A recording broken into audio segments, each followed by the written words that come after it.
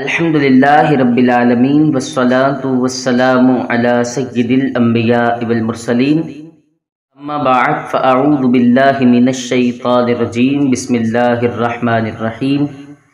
अस्सलामु अलैकुम वरहमतुल्लाहि वबरकातुहू। तमाम नाज़रीन कराम को सिद्दीक़ अकबर ऑनलाइन एकेडमी में एक मरतबा फिर खुशामदीद कहता हूँ। अल्हम्दुलिल्लाहि अला एहसानिही मदनी कायदा कोर्स जारी व सारी है।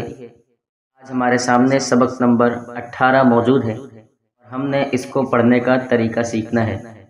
अच्छा, इससे पहले कि मैं वीडियो शुरू करूं, मेरी तमाम दोस्तों से गुजारिश है जो हमारे न्यू व्यूवर्स हैं वो इस कायदे को पहली तख्ती से 1 बाय 1 मुलाहजा करते हुए वीडियोस को देखते हुए सबक नंबर 18 तक पहुँचे, क्योंकि हर आने वाला सबक साबका सबक से रिलेटेड है। तो हमने कोशिश करनी है सारे असबाब को अच्छे से समझना है। इसका फ़ायदा ये होगा इंशाअल्लाह अज़ीम, जब हम कुरान मजीद फुरकान हमीद की तिलावत करेंगे तो हमें किसी तरह की कन्फ्यूज़न, किसी तरह की कोई भी परेशानी नहीं होगी। तो दोस्त हमारे चैनल पर न्यू हो, उनसे गुजारिश है कि हमारे चैनल को सब्सक्राइब करें, बेल आइकन पर लाजमी क्लिक फरमाएं।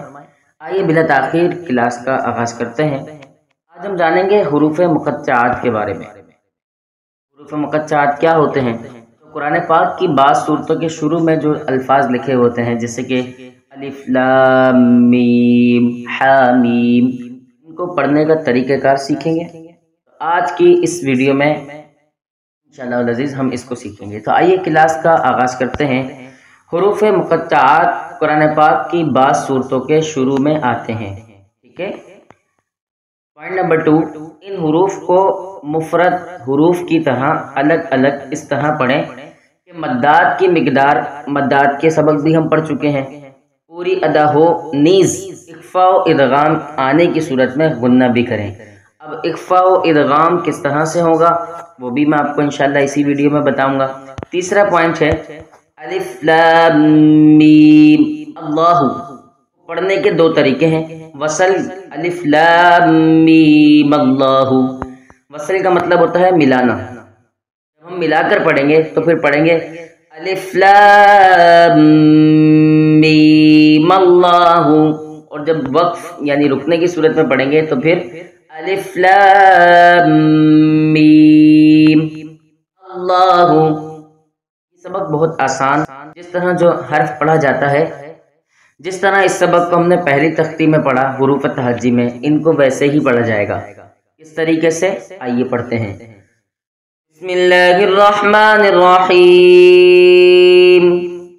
साद क़ाफ नून ताहा यासीन तासीन हामीम अलिफ लाम रा। ठीक है। अलिफ लाम मीम, अलिफ लाम मीम रा। ठीक है जी। हामीम ऐन सीन क़ाफ। अच्छा देखें, यहाँ पर नून साकिन है और नून साकिन के बाद हुर्फ़ इख्फा में से सीन आ रहा है, जिसका हम सबक नंबर 12 में पढ़ चुके हैं। तो जैसा कि मैंने अभी आपसे अर्ज़ की, हर आने वाला सबक पिछले सबक से रिलेटेड है। तो पिछले सबक आप लाजमी देखें, पिछले असबाब का मुलाहजा करेंगे तो फिर आपको इस सबक को समझने में बहुत आसानी होगी।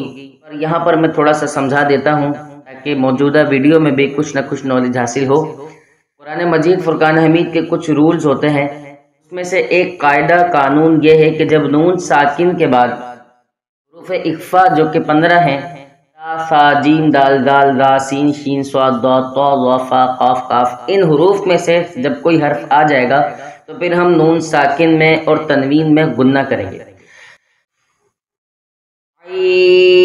ऐन का जो नून है ये साकिन है। अब नून साकिन के बाद हुरूफ़ इख्फा में से सीन आ रहा है, तो यहाँ पर हमने इख्फा करना है।